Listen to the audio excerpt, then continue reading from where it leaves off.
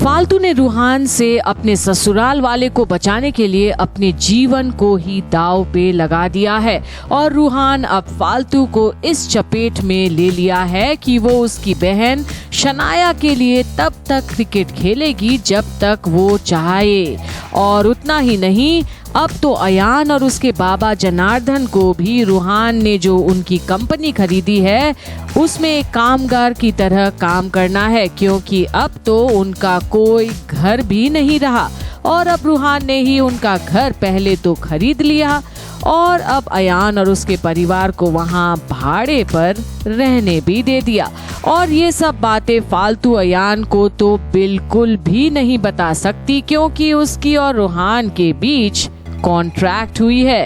पर अब जब अयान को काम से बाहर जाना पड़ रहा है तो उसे भी फालतू के क्रिकेट की प्रैक्टिस की चिंता होती है, क्योंकि स्टेट लेवल्स पर फालतू को खेलना है। पर अब फालतू को प्रैक्टिस कहाँ कराएगा अयान, क्योंकि अब तो कनिका का एकेडमी से दूर दूर तक नाता नहीं है। और तब फालतू साउथ बॉम्बे क्रिकेट एकेडमी की बात करती है कि प्रैक्टिस तो वो वहां कर लेगी, और फालतू से ये नाम सुनकर अयान थोड़ा चौंक सा जाता है कि आखिर फालतू को ये एकेडमी के बारे में कैसे पता चला। पर फालतू अब क्या करे और कैसे बताए अयान को कि उसके परिवार का सारा बोझ अपने कंधों पे उठाकर रखा है फालतू ने, और अब उसे ये कितना भारी पड़ेगा ये तो वक्त ही बताएगा। क्योंकि जो कीमत 50 लाख का रूहान से मदद मिली थी जनार्दन और दादी के ऑपरेशन के लिए,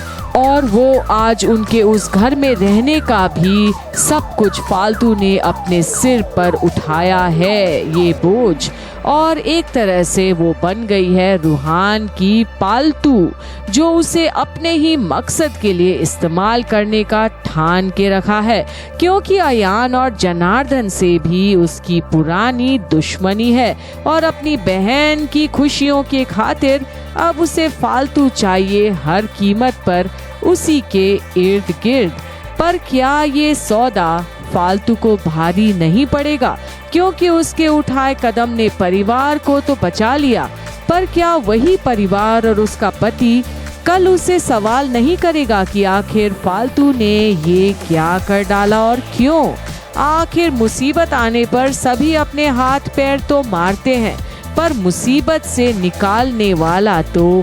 एक ही होता है। तो अब आने वाले समय में आखिर अब फालतू कैसे सामना करेगी ये तूफान का, जिसके सामने वो एक ढाल बनकर खड़ी हो गई है अपने और अपने परिवार के खातिर। देखते रहिए आगे फालतू के जीवन में क्या होने वाला है इस इम्पोर्टेंट मोड़ पर।